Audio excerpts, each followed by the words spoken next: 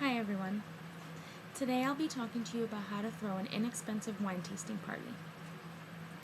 The first thing you're going to want to do is send out an invite. You can do a paper invite like this one here, or you can send an email invite, or even a Facebook invite. Either way, you're going to want a number of people who will be attending your party, so that way you have enough bottles of wine for the tasting. Next, you're going to want to decide what you're going to be pairing your wine with. All good wine tasting parties have food. This is to ensure that your patrons do not get sick, and also it allows the wine to have a better flavor, and also it just makes for a good time. If you're going to be pairing with red meats, gamey meats such as turkey or duck, or even heavy sauce things that have Alfredo sauce or a heavy red sauce, you're going to want to pick a red wine. These wines can be a Cabernet or a Merlot. If you're going to be serving seafood options, fish, light chicken dishes, or even light pasta dishes that have like a wine reduction sauce or a butter sauce, you're going to want to pick a white wine like a Riesling or a Chardonnay. The same goes for spicy food, except for you're going to want to pick something with a little bit of a sweeter taste. So this would be your Sauvignon Blancs or your Pinot Grigio. This will offset the spiciness of the food. Now, most people go into a wine store and they're overwhelmed automatically. There's so many options, there's so many regions, there's so many prices to choose from. The best advice that I've read and I've researched is not to go too cheap. Cheap means that you're going to sacrifice quality. So anything that's been bottled in anything plastic or a plastic bottle is probably something you want to steer away from. This doesn't mean you have to spend $30 on a decent bottle of wine. There are options that are between $10 to $20, and these would be mid-range, flavorful, probably aged 2 to 4 years, and they'll be a great wine for you and also inexpensive. Now, once you have your wine set, you're going to want to go home and set up stations. These stations will be how your guest will move from wine to wine. They should be set up from light to dark, or if you prefer, whites to reds. The reason why you should do this is because you want their taste buds to move with the wine and to flow easily. You don't want them to shock their taste buds and the wine will not taste good. Once your patrons have arrived, you want to assign them a glass. I found these. They're inexpensive.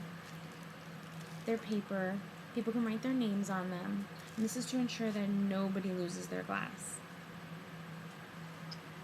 You also want to hand out a questionnaire form, and this is for them to fill out so they can remind themselves which wines they liked, what their thoughts were about it, but also it will help you to realize and them to realize which wines they really like and the reasons why. Most people don't like wines because they think they're just bitter, but there's actually words to them like oaky, florally, even some are, you can tell when they're in a barrel or when they're in steel. So those type of things they can write down on these questionnaire cards or reminder cards, and that way the wine tasting will also be educational and they'll be able to remember what they want and buy. So then you're ready to start the tasting. The tasting should start with a glass. The glass should not be filled to the middle of the glass. Wine tastings usually allow for a 3 to 4 second pour. What would happen is you would have a pour stout.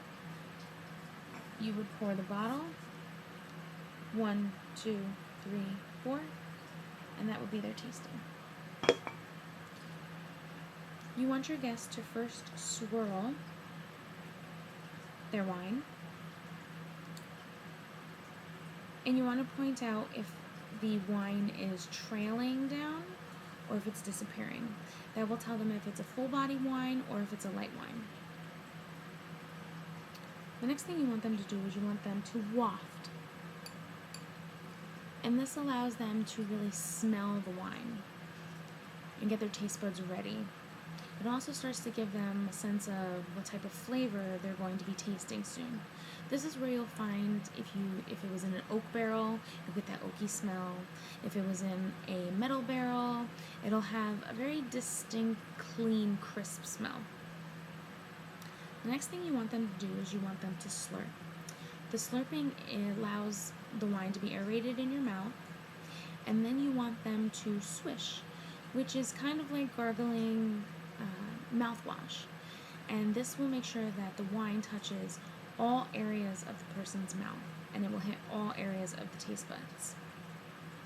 Most places will allow you to spit into a bucket, and this is to ensure that people don't get drunk, or also it allows their stomachs to digest a little bit better.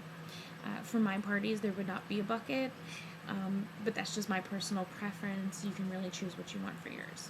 So I will demonstrate what you would be doing for your wine tasting party. And this one, it disappears. It doesn't stay on the glass. It's very fruity.